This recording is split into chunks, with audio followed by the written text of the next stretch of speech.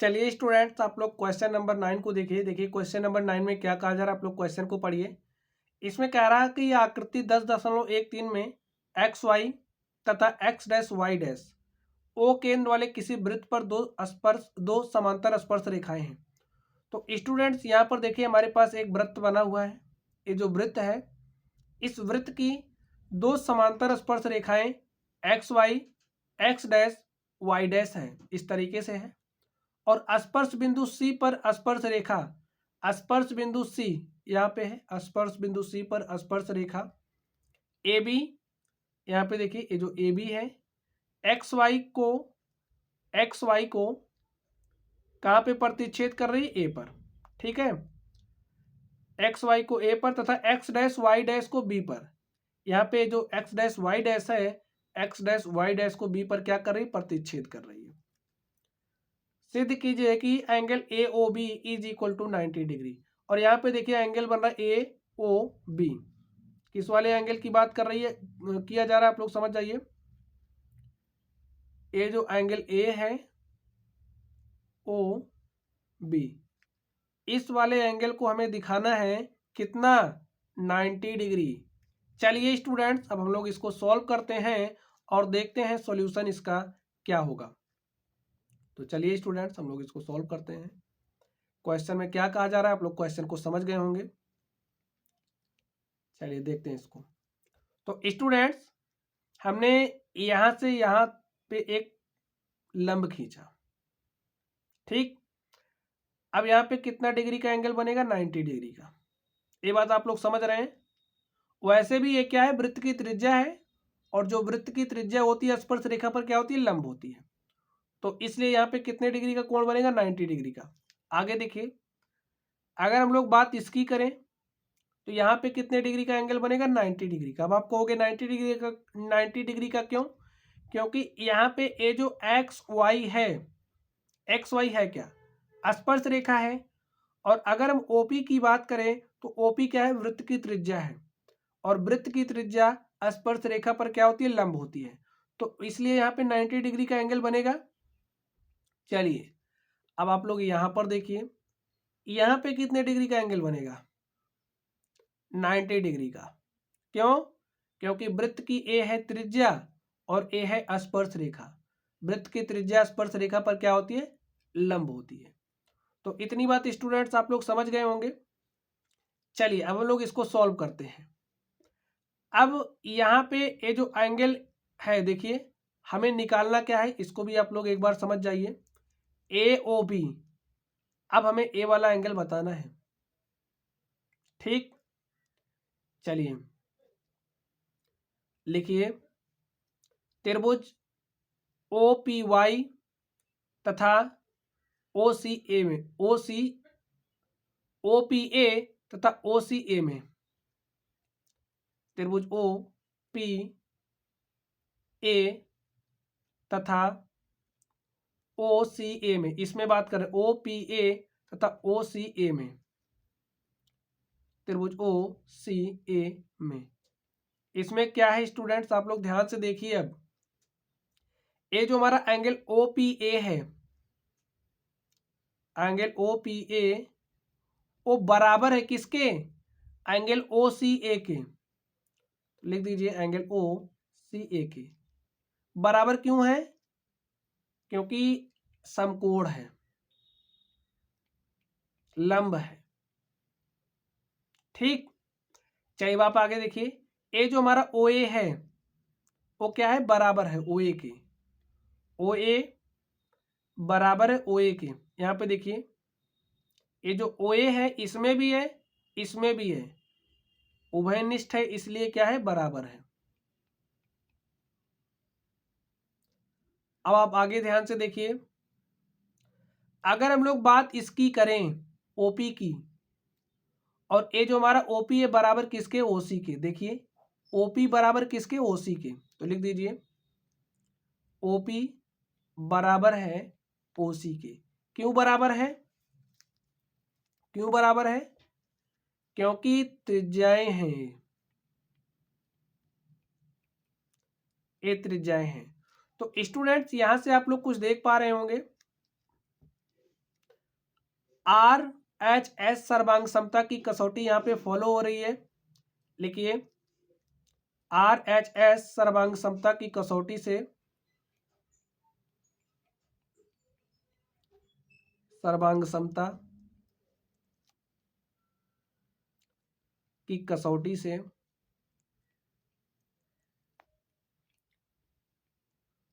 ये जो हमारा त्रिभुज OPA है, त्रिभुज OPA वो क्या है, सर्वांगसम है। किसके? त्रिभुज OCA के। ये जो हमारा त्रिभुज OPA है वो सर्वांगसम है OCA के। और सर्वांग समता की कौन सी कसौटी फॉलो हो रही है यहाँ पे? RHS सर्वांग समता की कसौटी यहाँ पे फॉलो हो रही है। अब आगे देखिए, तब यहां से हमें मिलेगा क्या? सर्वांगसम त्रिभुजों के संगत भाग बराबर होते हैं, तो यहां से हमें मिलेगा कि हमारा ए वाला जो एंगल है वो बराबर हो जाएगा इस वाले एंगल के। और इसको अगर हम x माने तो ए भी हमारा क्या हो जाएगा? x। ठीक है, x कहां से आया, इसको हमने माना है। अगर हमारा ए वाला एंगल x होगा तो ए भी x हो जाएगा। तो यहां से देखिए जो हमारा एंगल AOP है, लिखिए यहां से हमारा एंगल AOP वो बराबर हो जाएगा एंगल AOC के, एंगल AOC के, और बराबर हो जाएगा किसके? x के, क्योंकि हमने इसको x मान लिया है। ठीक है, यहां पे लिख भी लीजिए, माना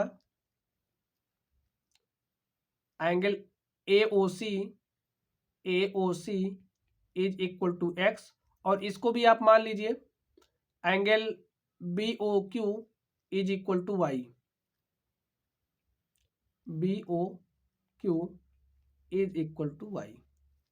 ठीक है, अब इसको हमने किस आधार पे लिखा, इसको भी लिख लीजिए, क्योंकि सर्वांगसम त्रिभुजों के संगत भाग बराबर होते हैं।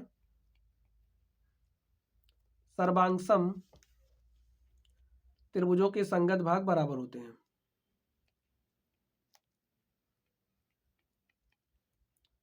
संगत भाग बराबर होते हैं।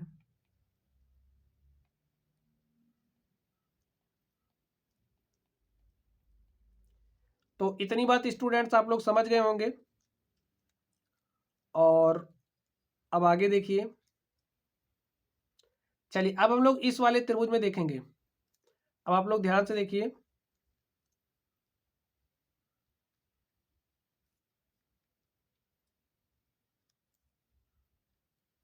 अब हम लोग इस वाले त्रिभुज में बात करेंगे। देखिए त्रिभुज OCB तथा OQB में, लिखिए त्रिभुज OCB तथा OQB में,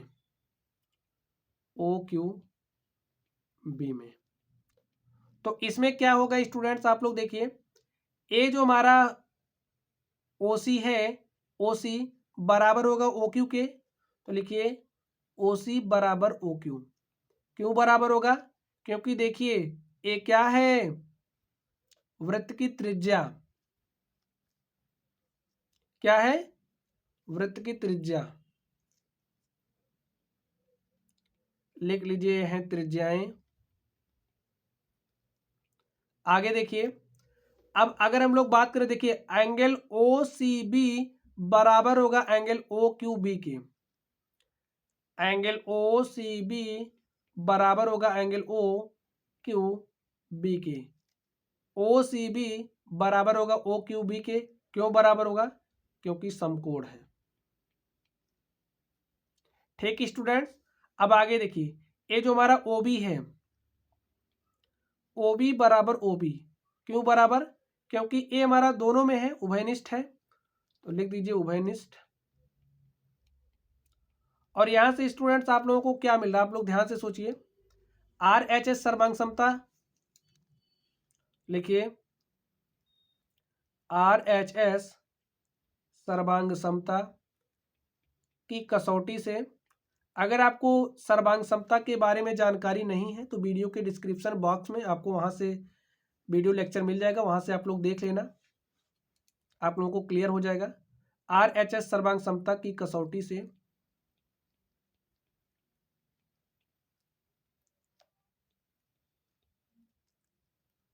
क्या हो गया, जो हमारा त्रिभुज OCB है, OCB वो क्या हो जाएगा, सर्वांगसम हो जाएगा किसके, त्रिभुज OQB के।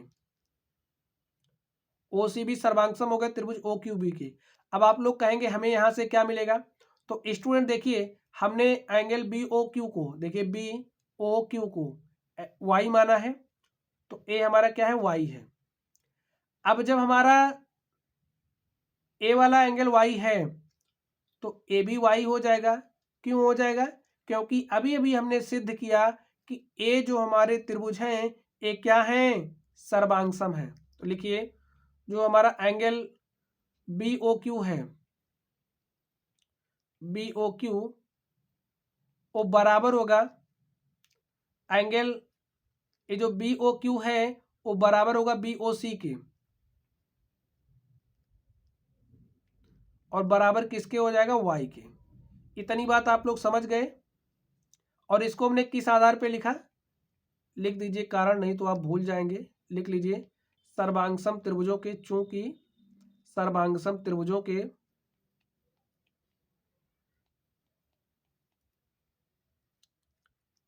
के संगत भाग बराबर होते हैं,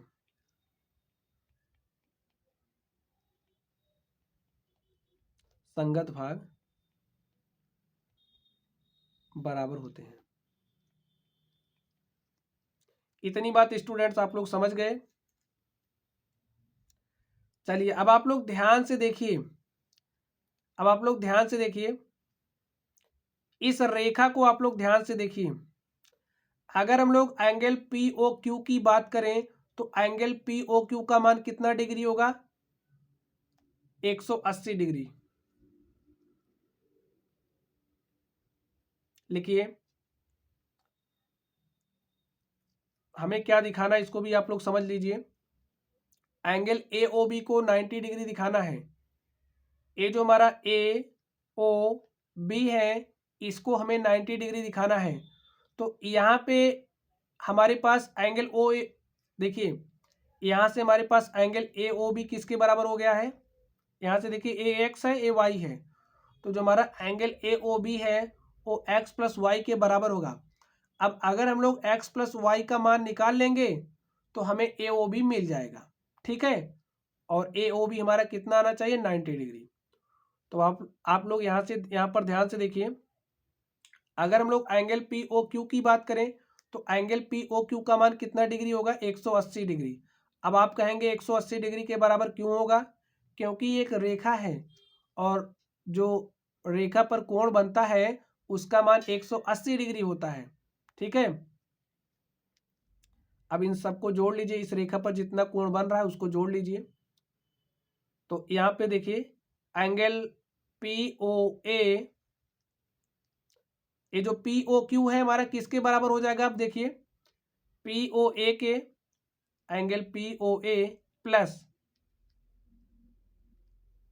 AOC के, एंगल AOC के, और किसके बराबर होगा, देखिए COB के, एंगल COB प्लस किसके बराबर होगा, और देखिए BOQ के, एंगल BOQ बराबर कितना, 180 डिग्री। इसको हमने किस आधार पे लिखा, रेखा पर बना कोण।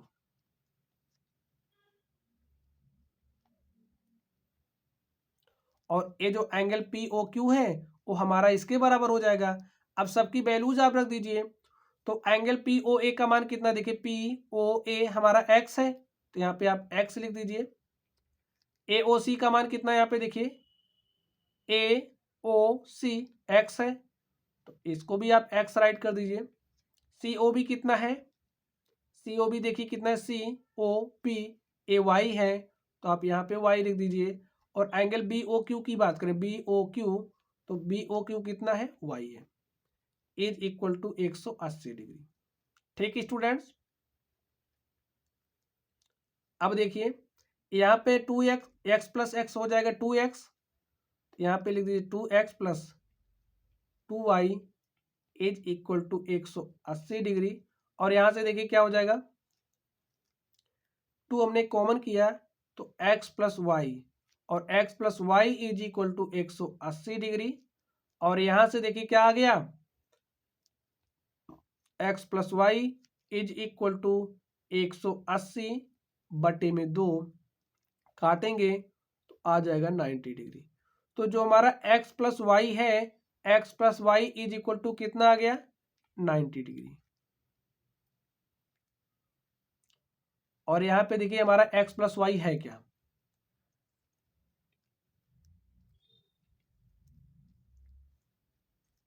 अब आप लोग ध्यान से देखिए, ये जो हमारा x प्लस वाई है वो है क्या,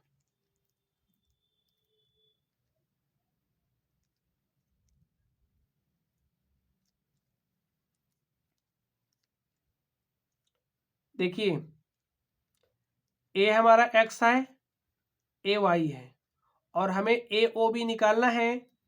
तो अगर हम लोग x प्लस वाई करेंगे तो जो हमारा angle x plus angle y वो क्या है, बराबर है किसके, एंगल ए ओ बी के। तो लिख दीजिए जो हमारा x प्लस वाई है वो है बराबर एंगल ए ओ बी के, ठीक है। और अभी यहाँ पे देखिए हमारे पास x प्लस वाई का वैल्यू कितना आया है, 90 डिग्री। तो यहाँ से लिख दीजिए angle A, x plus y का मान हम लोग वहां से यहाँ पे रख देंगे, तो angle A O B is equal to आ जाएगा 90 डिग्री। और ये हमारा क्या हो गया, प्रूव्ड हो गया। ठीक स्टूडेंट्स, समझ गए आप लोग, इसको सबसे लास्ट में लिखना है आपको, ए वाला सबसे लास्ट में लिखना है, ठीक। चलिए स्टूडेंट्स आप लोग पढ़ते रहिए, अगर आप लोगों को कोई भी डाउट हो तो आप लोग कमेंट बॉक्स में कमेंट करना। वीडियो पसंद आए तो वीडियो को लाइक करिएगा, चैनल पर नए हो तो चैनल को सब्सक्राइब करिएगा। तो चलिए स्टूडेंट्स आप लोग पढ़ते रहिए, थैंक यू।